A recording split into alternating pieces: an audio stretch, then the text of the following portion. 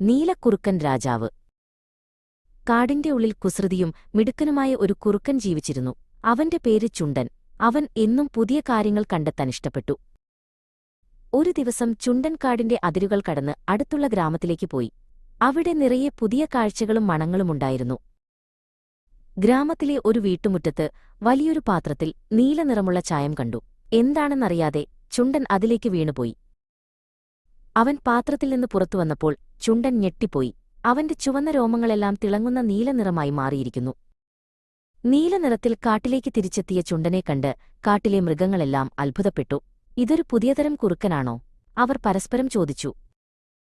ചുണ്ടൻ ഈ അവസരം മുതലെടുക്കാൻ തീരുമാനിച്ചു. അവൻ തലയുയർത്തി നിന്നു പറഞ്ഞു, ഞാനാണ് നിങ്ങളുടെ പുതിയ രാജാവ്, നീലക്കുറുക്കൻ രാജാവ്.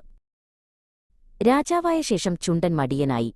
അവൻ മറ്റു മൃഗങ്ങളോട് പറഞ്ഞു, നിങ്ങൾ എനിക്ക് ഭക്ഷണം കൊണ്ടുവരണം. രാജാക്കന്മാർക്ക് ആഹാരം തേടിപ്പോകേണ്ട ആവശ്യമില്ല. ചുണ്ടന്റെ ഈ മട്ടും ഭാവവും മറ്റു കുറുക്കന്മാർക്ക് സംശയം തോന്നി. ഇവൻ നമ്മുടെ കൂട്ടത്തിലെ ഒരു കുറുക്കനെപ്പോലെയാണല്ലോ, അവർ അടക്കം പറഞ്ഞു. സംശയം തീർക്കാൻ അവരൊരു സഭ വിളിച്ചുകൂട്ടി. എല്ലാ കുറുക്കന്മാരും നീലക്കുറുക്കൻ രാജാവും അവിടെയെത്തി. നമ്മളെല്ലാം ഒരുമിച്ചോരിയിടണം, ഒരു കുറുക്കൻ പറഞ്ഞു. എല്ലാ കുറുക്കന്മാരും ഉച്ചത്തിൽ ഓരിയിട്ടു. നീലക്കുറുക്കൻ രാജാവും അവരോടൊപ്പം ഓരിയിട്ടു.